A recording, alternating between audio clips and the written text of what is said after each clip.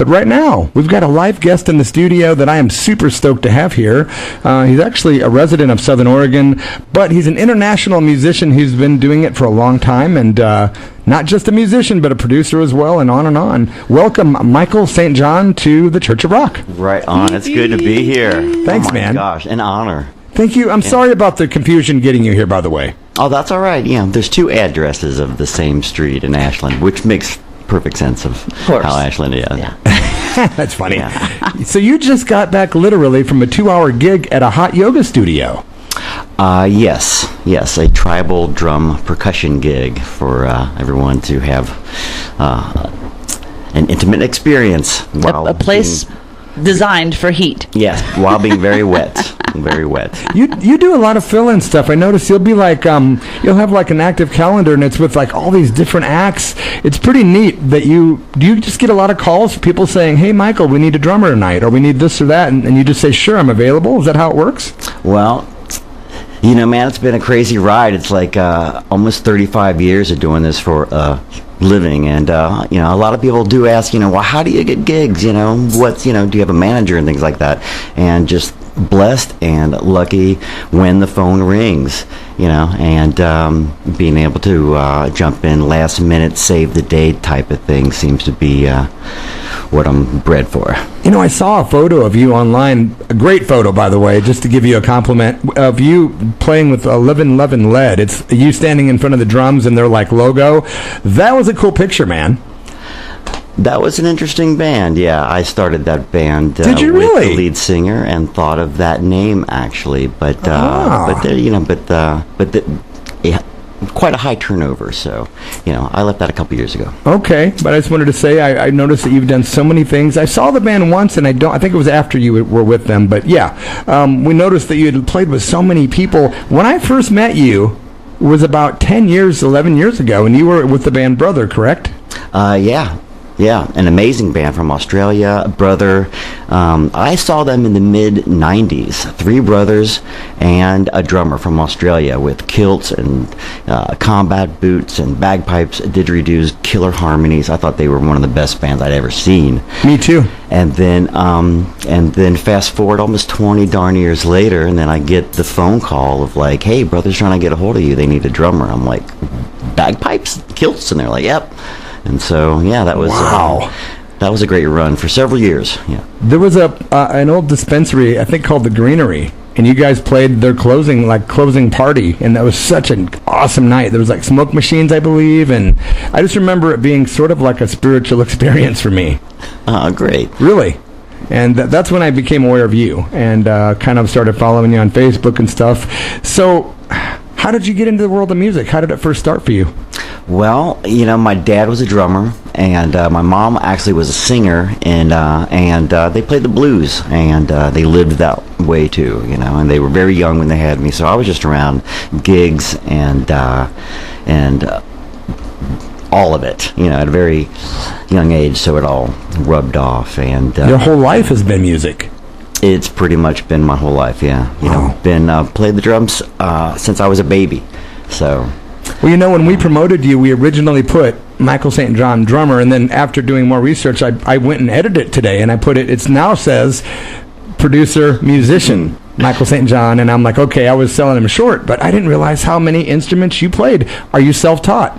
I am self-taught. Had a feeling. Yeah. I just put on the headphones as a kid and just, you know, would rock out to all the records, you know, and mainly on the drums, you know. Wow. So your folks, I imagine, turned you on to a lot of blues. Did they turn you on to rock and roll too? Yeah, you know, at an early age, it was like Little Richard and Elvis, and then, you know, got turned on to Kiss, you know, and that blew my mind, and so, you know, on it went. Yeah, we just played some Kiss. We played Shout It Out Loud when you were on your way here. Nice. Ironically enough, yeah. That's great. Well, you know, I used to have that album, and then the stupid Alameda fires came, and my music collection got taken out. So Tracy and I are still always kind of replacing music, and that was like, you know, we don't have Kiss Dynasty anymore. We have to have that one. Yeah, I love that about you. Oh, it's such a good record. Oh, thanks, man. Same with you, man. You're a diverse cat, and that's, you know, Michael is into like Buddha, but he rides a Harley, that kind of thing. You know, I love that about you. It's just diversity, man. You know. Well, and who says you have to be one or the other. But most people do think that way. It's compartmentalized. They do. And I know, I'm not saying that's right or wrong. I'm just saying it's cool that, a guy that you think is one way, then one day, hey, he rides up on a Harley, it's wow. And then the next thing, it's a spiritual thing, like, brother, it's just like, wow. Just talented and multi-diverse kind of human being. Well, it's kind of like when you think of monks being, martial arts experts. Yeah, exactly. Great analogy. What is it, the saying? Better to be a warrior in a garden than a gardener in a war? Amen. I like that. Yeah, I love the garden too, Exactly. Being in Southern Oregon here, you got to do your farming. Well, that makes me ask the next question. Where are you from originally, or are you from here originally? Cincinnati, Ohio. The home of the blues and the funk, and a lot of musicians and a lot of history. Ohio players. Yeah. And then got hired as a full-time drummer in a band from Santa Cruz. And they took me all over the states, and one thing led to another. And so Maui, Hawaii was like my home. The Bay Area was like my home. And I came up here to make a record about 20 years ago. I thought I would just make a record and scoot, and then, but it kept me, so. Interesting. Now, did you happen to know, he's now deceased, or he's left this physical realm. I have a feeling you probably knew him. He was a friend of mine, and I wonder if you knew him as well. Did you happen to know, oh man, my memory's not the best, Denny from the Surf Punks? Dennis?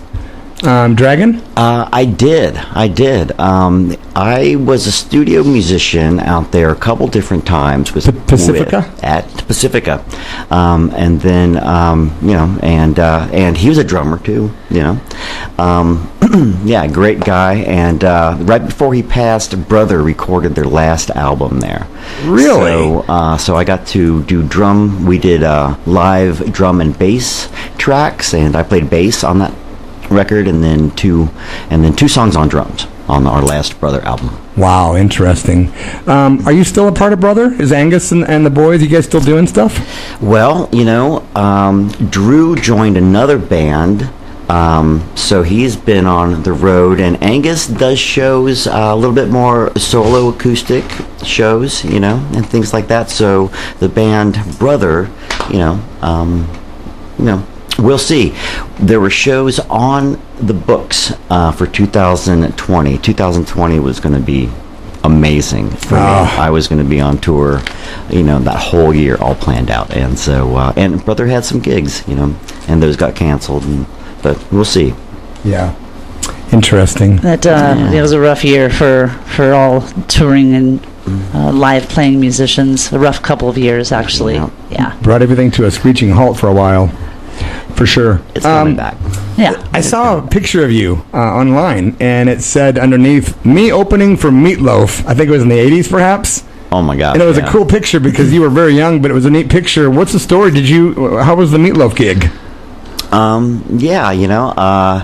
There was a cat named Arthur Walker, and I had a couple girlfriends, with huge hairsprayed hair, Aquanet, and those two chicks met Arthur at a party, and he said that he needs a drummer, and they said, we know the guy, and he had auditioned 19 drummers that got the gig, and I was just a kid, I was just almost 18, and we did some fun stuff, and we opened up for Meatloaf. And did you get to meet Meatloaf? We did. What was he like as a human being? It was kind of quick. I mean, he was, it seemed, to be honest, he was, he seemed a little stressed with his band and things like that. But his band was, really awesome to hang out with. Nice. Yeah. You played with so many bands. Is there any that you'd like to rattle off, like bands that stick out in your mind that you have played with over the years that you'd like to throw out some names that for fun? How about ones that just kind of blew your mind? Were there any that you just kind of went, wow, is this really happening? Am I like on the same stage with any of your heroes? Yeah. I've had a few. The Elbows have brushed on stage and got the gig with Pat Simmons from the Doobies on Maui. Wow, we love Patrick Simmons. Yeah, and that was quite an honor and experience. And I'm a drummer, but actually the bass guitar has been all the international stuff. And so a few years ago did gigs with Melvin Seals and Jeff Pevar in a band called Cast of Clowns, and that was really good. And because I had heard Melvin forever and things like that, and for you Jerry Garcia fans. And a few years ago got to record with the great Larry Graham. And he's from Graham Central Station. Yeah. He pretty much invented the funk and the slap and pop, but it was a country song. Wow. Yeah. And on that session was the keyboard player for Spinal Tap, and he was actually a session musician. Nice. What's his name? David Silver. Yeah.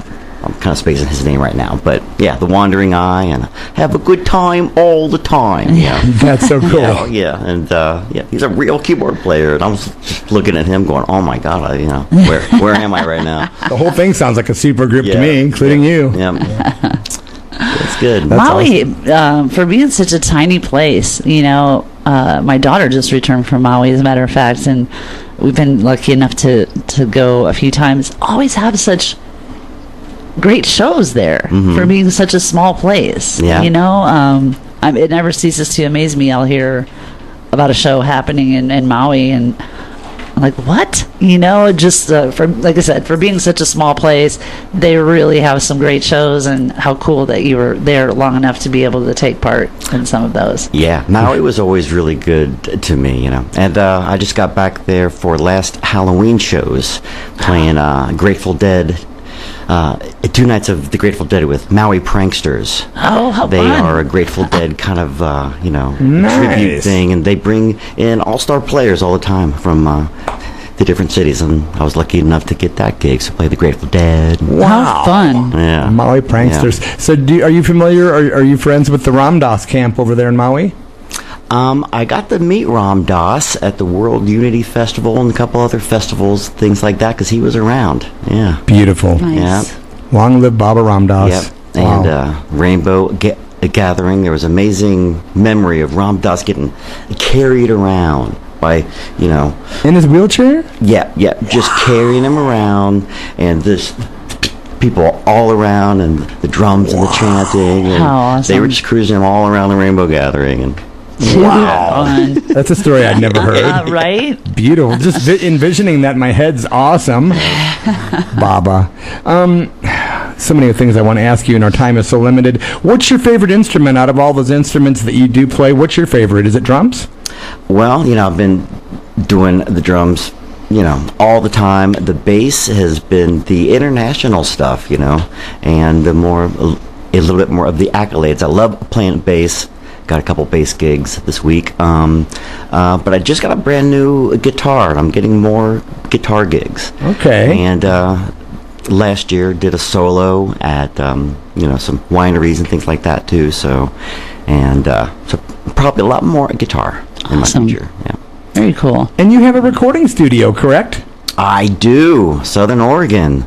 What's the name of your studio? Well, St. John Studios, and I'll take a singer-songwriter and play the drums and the bass, the guitar, mandolin, and keys, compose the song or arrange it, and just take the ball, run with it.